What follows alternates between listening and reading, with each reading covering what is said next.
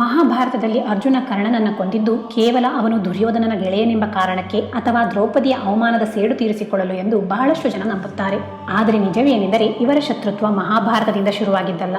ಇದು ಸಾವಿರಾರು ವರ್ಷಗಳ ಹಳೆಯದಾದ ಒಂದು ಭಯಾನಕ ಕಥೆಯಾಗಿದ್ದು, ಇದನ್ನು ಕೊನೆಗಾಣಿಸಲು ಸ್ವತಃ ಭಗವಾನ್ ವಿಷ್ಣು ಏಕಕಾಲದಲ್ಲಿ 2 ಅವತಾರಗಳನ್ನು ಎತ್ತಬೇಕಾಯಿತು. ಪ್ರಾಚೀನ ಕಾಲದಲ್ಲಿ ದಂಬೋದ್ಭವ ಎಂಬ ಹೆಸರಿನ ಅಸುರನಿದ್ದ.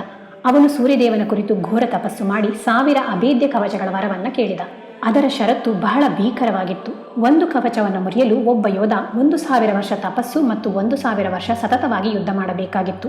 ಮತ್ತು ಅತ್ಯಂತ ಭಯಾನಕ ವಿಷಯವೆಂದರೆ ಆ ಕವಚವನ್ನು ಯಾರು ಮುರಿಯುತ್ತಾರೋ ಅವರು ತಕ್ಷಣವೇ ಮರಣ ಹೊಂದುತ್ತಿದ್ದರು. ಈ 1000 ಕವಚಗಳ ಕಾರಣದಿಂದ ಆ ರಾಕ್ಷಸನನ್ನ ಸಹಸ್ರ ಕವಚ ಎಂದು ಕರೆಯುತ್ತಿದ್ದರು. ತನ್ನ ವರಬಲದಿಂದ ಸಹಸ್ರ ಕವಚ 3 ಲೋಕಗಳಲ್ಲಿ ತಲ್ಲಣ ಸೃಷ್ಟಿಸಿದ್ದ.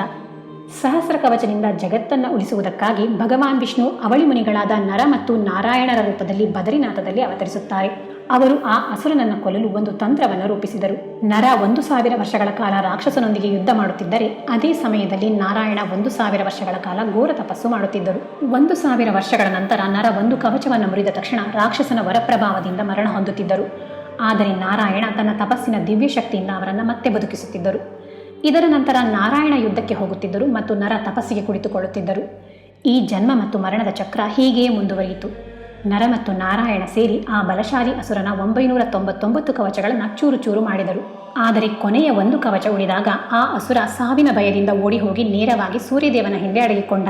ಸೂರ್ಯದೇವ ತನ್ನ ಭಕ್ತನಿಗೆ ಆಶ್ರಯ ನೀಡಿದ ಮತ್ತು ನರನಾರಾಯಣರು ತಮ್ಮ ಕೆಲಸ ಪೂರ್ತಿಯಾಗದೆ ಹಿಂದಿರುಗಬೇಕಾಯಿತು. ಕಾಲಚಕ್ರ ಉರುಳಿತು. ದ್ವಾಪರ ಯುಗ ಬಂತು. ಅದೇ ಅಸುರ ತನ್ನ ಕೊನೆಯ ಕವಚದೊಂದಿಗೆ ಸೂರ್ಯಪುತ್ರ ಕರ್ಣನಾಗಿ ಜನ್ಮ ತಾಳುತ್ತಾನೆ. ಕೊನೆಯ ಕವಚವನ್ನು ಮುರಿಯಲು ನಾರಾಯಣ ಶ್ರೀಕೃಷ್ಣನಾಗಿ ಮತ್ತು ನರ ಅರ್ಜುನನಾಗಿ ಅವತರಿಸುತ್ತಾರೆ. ರಾಕ್ಷಸನ ಕೊನೆಯ ಜನ್ಮಕ್ಕೆ ಅಂತ್ಯ ಹಾಡುತ್ತಾರೆ. ಕರ್ಣನಂತಹ ಮಹಾರಥಿಯನ್ನು ಸೋಲಿಸುವುದು ಕೇವಲ ಅರ್ಜುನ ಮತ್ತು ಶ್ರೀಕೃಷ್ಣನಿಂದ ಮಾತ್ರ ಸಾಧ್ಯವಾಗಿದ್ದರ ಹಿಂದೆ ಇಷ್ಟೆಲ್ಲ ರಹಸ್ಯಗಳಿವೆ.